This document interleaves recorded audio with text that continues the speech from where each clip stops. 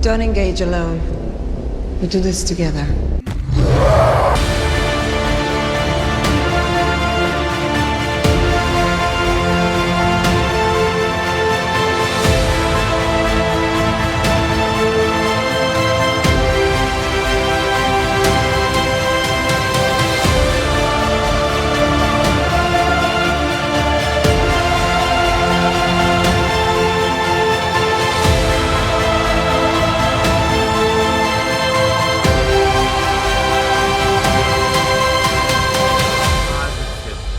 Yeah! We got it! We got it! New 52 booklet. Somebody clip this. Welcome to Justice League Rewatch. I'm about to have a panic in the sky. I'm Jared. I'm here with Nick from the Phoenix Press. What's up, dude? You know, when Marvel did the Clone Saga, I thought this was bad. Why did you say that, Nick? But DC was like, hold my beer. Oh my gosh, this is the Clone Saga. That did not. Okay, I'm titling this DCAU Clone Saga. There you go. You need to have Ben O'Reilly on the cover. Justice League's Clone Saga. So that's you need to have Ben Riley on the cover too. No, I can't do that because that won't exactly work. But anyway, the point is, so this episode basically again picks up exactly like where the last one kicked off. Galetea and the clones attack the Watchtower. Now the clone, the Ultiman. Now what's kind of cool is so she's controlling them with her mind, and they launch into rockets. And what's kind of cool about rockets is that you think it's just a straight up rocket attack, but basically all it is, they're boarding ships. And what's cool about this episode kind of echoes the period when the crappy Justice League fought Doomsday, because all that's left are a bunch of C and D listers. Well, wait. 2 or 3 B listers because Black Canary, Huntress, and the Question are still there. Yeah, and we saw some people we don't really see that often. Like, we haven't seen Stargirl in a while. Our Man. There was an Our Man appearance. I don't think we've ever seen him before on Unlimited. We saw him once. He's one of those blanking you and you miss it characters. But what's kind of cool about this? So this is basically all a plot by Lex Luthor. Even Amanda Waller doesn't know this, and I love where the Justice League's plan, the original 7, to like gain back some of the public's trust to turn themselves into the government, and then Batman's like, "That is the stupidest decision you could have ever come up with." This is the single dumbest plan I've ever heard. And I love also there's kind of a moment where like if you watch Man of Steel, then you go back and watch this, it gets kind of a reference to it, like the handcuffs. Like, I don't think we'll need that. Like because you remember you're watching Man of Steel, it's like yes, and even Lois is like, is that really necessary? It's like it gives them comfort. And then it was like cards on the table, clink. Let's put our cards on the table here, General. It's just like it was paper. Yeah, what's kind of funny about that is that it's like even the general's like, probably wouldn't hold him anyway. Yeah. So they come in there, and what's really cool, so it's basically a big ass fight scene, and we also have a rematch between Galetea and Supergirl, and it comes after Galetea completely destroys Steel. Like, she punches the armor straight off him. Like, oh gosh, he's getting smacked around. Yes. I was trying to come up with like a metal joke, but I couldn't. That's so metal. I was literally right about to say that. Oh yeah. So by the way, for a little piece you of stole my Johnny Thunder. I'm supposed to. This episode is the last appearance of Galetea and the Ultimate in the DCAU. And Professor Hamilton. He won't show up anymore. He's too embarrassed to show his face. Now, so here's the interesting thing about this. So it's a Lex Luthor plan, right? Mm-hmm. And then at the end of the episode, they basically tell you, actually, it's a planned by Superman's good friend and worst ally, and according and on the video game space, the Suicide Squad's main enemy, Brainiac. Which, let's be honest, this is very much a Brainiac plot. Yeah, and it's kind of weird. I like how this episode kind of delves into the body horror thing when Lex is turning into the Brainiac drone, because actually, I don't think that this is an actual like piece of trivia on the website, but this is something I thought of. It's very reminiscent of the first time Kirk Langstrom turns into Man-Bat in On Leather Wings, because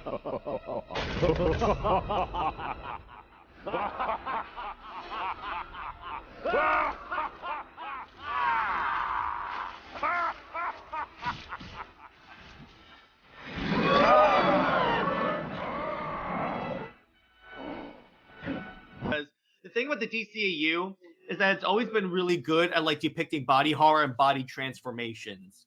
Yeah, literally from the very start of this universe.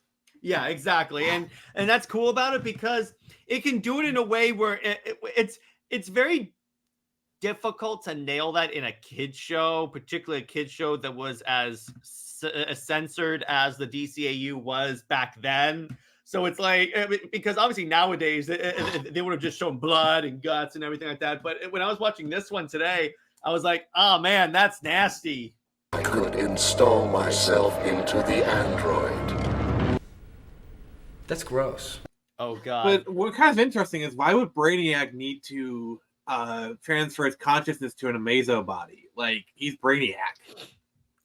True, but it could be because, remember, this is a Brainiac that's constantly been defeated by Superman. So it's probably like, I need a body that can counter Superman. Now, here's an interesting piece of trivia. You're going to love this one. The idea of amalgamating Lex Luthor and Brainiac resembles one of the planned plot points that would have occurred in Tim Burton's Superman Lives, where Brainiac amalgamates with Lex Luthor, creating a creature named Lexiac.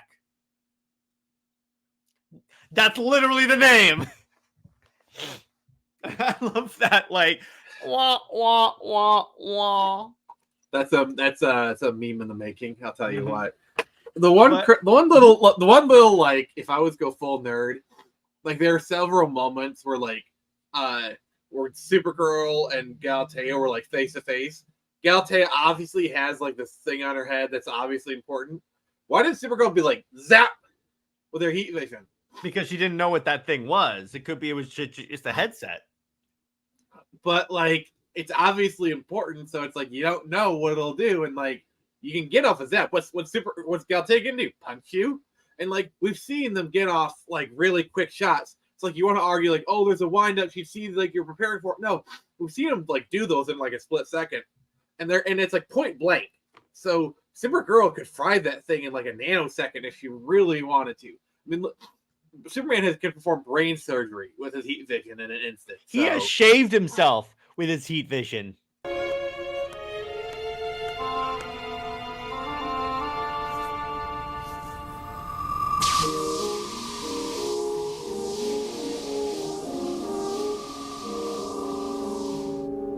I love that. I love That's that. DCAU canon. He just shoots his heat vision into a mirror, and they actually brought that into the new 52 when he shows up after defeating Brainiac. Ironically, yeah, he goes and meets Wonder Woman, and she's like, "What is that?" She points to his beard, and he goes, "I couldn't find a mirror."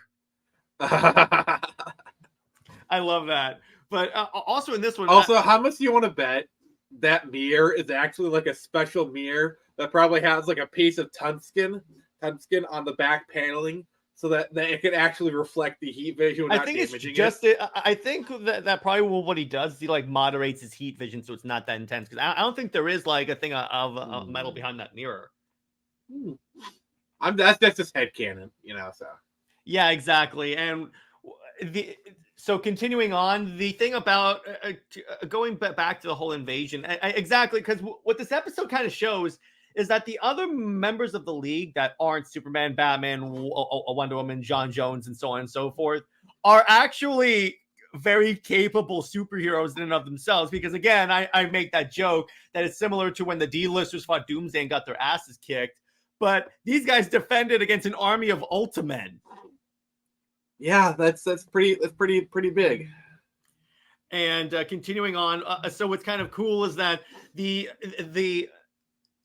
missiles attacking the watchtower called Damocles, and what's kind of cool is that They're the hammer of Damocles. well, yeah, and if you notice in the Crisis on Two Earths movie, which was supposed to be canon to the DCAU but wasn't, the project that the crime syndicate like created to make that like bomb was called Project Damocles. 5 of 6 family heads approved of Project Damocles. Per our vote, I have begun construction on this, the quantum eigenstate device. Once completed, the QED will give us life and death power. Ooh. So I'm like, oh, that's actually really cool. I enjoyed that The one. thick plottins. The thick plottins? Yeah, it's like play off of plot thickens. Okay. Oh, I'm talking about like other deep cuts. You notice the Jackal was there? Yeah. Like, when did he become a hero? You never know. And you notice also the Creepers there, Jack Ryder. No, the Creeper. Yeah, that's what I was talking about. His name is not the Jackal. It's the Creeper. Whatever.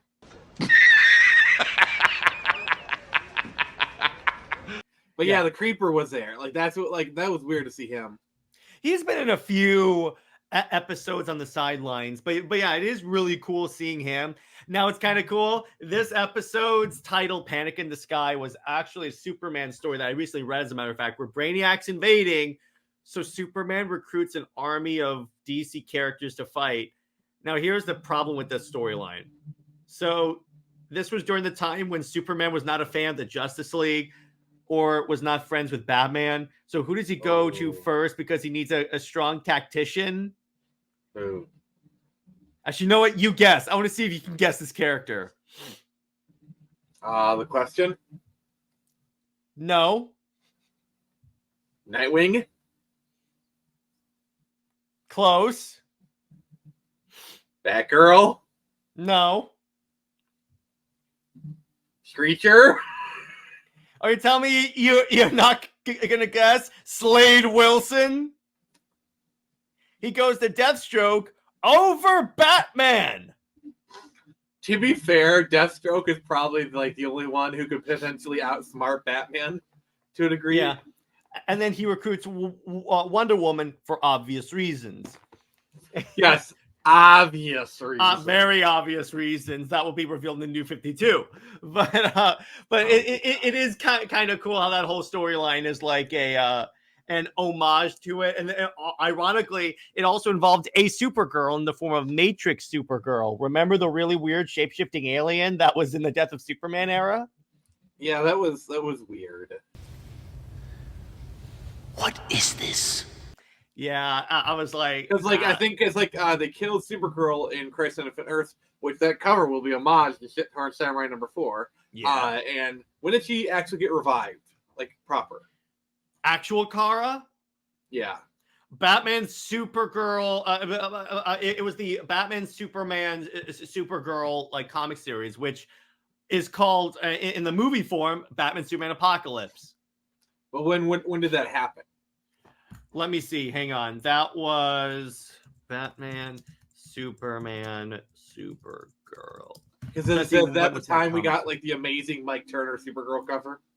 Yes, and that was 2004. Wow, they waited that long?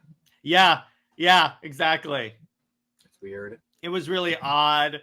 So when Batman confronts Waller, he tells her that the fusion can has been taken over by remote control and that there are maybe 3 people on Earth smart enough to pull that off. Waller quickly guesses that he means Luther, but he did not mention the other 2 were already on the Watchtower.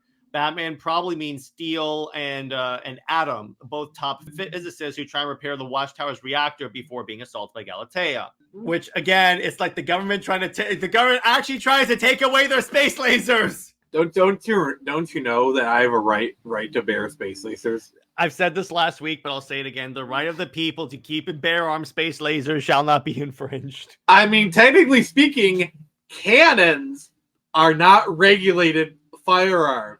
It is perfectly legal to own a cannon, despite what some politicians might say. Technically, if it's in space, hovering in space, it's out of the jurisdiction of any government. It's technically international waters. That is so good. We just figured out a loophole. So yeah, that was cool. I want my space laser. I want my space lasers, exactly. And Waller's description of Luther as a snake alludes to the Aesop's fable, The Farmer and the Viper, in which the farmer nurses a dying snake back to health and is rewarded when the snake fatally bites him, stating that it is simply doing what is in its nature. Yeah. Lex Luthor betraying her. Also, like, I do feel Waller is kind of pissed that, like, nobody plays me. I'm the player. I play people. And worse yet, you proved Batman right. That's a double whammy right there. Yeah, you made Amanda Waller wrong, but Batman proved her wrong. Like, that is like double hurt. Like, I'm gonna throw you, like, not into our deepest hole. I'm gonna throw you in a hole even deeper than that. Yeah, exactly. When Batman knocks aside General Ealing, a cigarette ashtray can be seen flying off the table. This marks one of the few instances where tobacco consumption was alluded to, albeit not shown. The other thing, when Batman shows up, I love how, like, nonchalantly he, like, beats up General Ealing, like he charges them, and Batman just goes, punch. We've got business, Waller.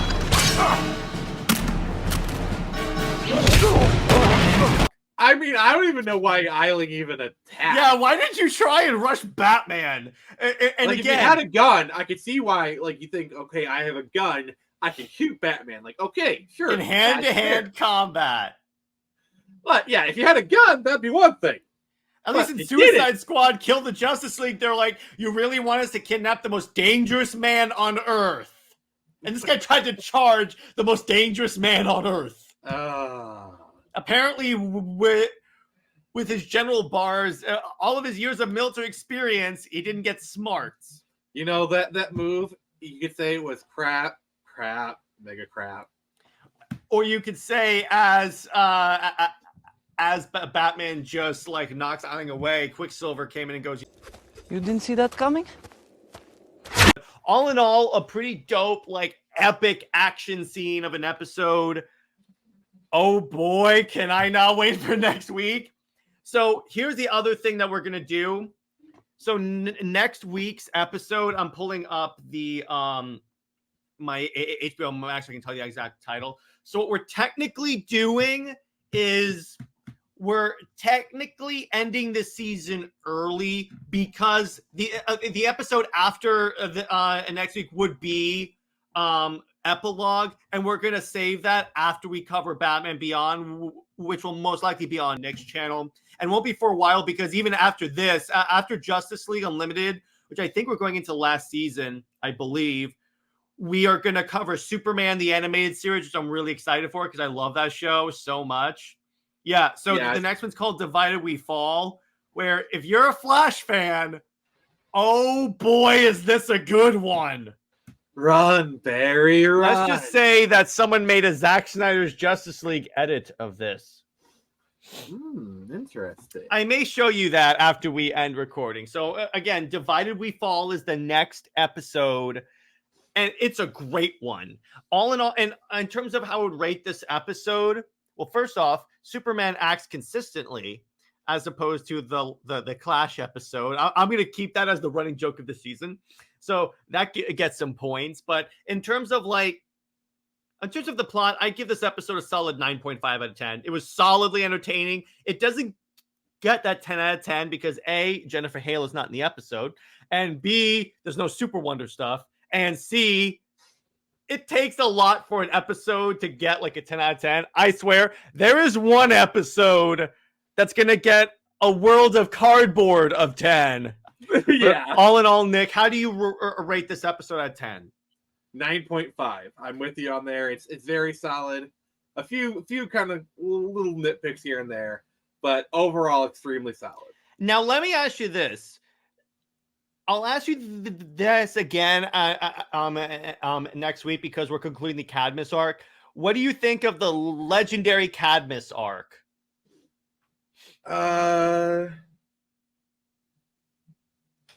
I like it, but the problem is it's a bit disjointed. Like, they sprinkle it in here or there.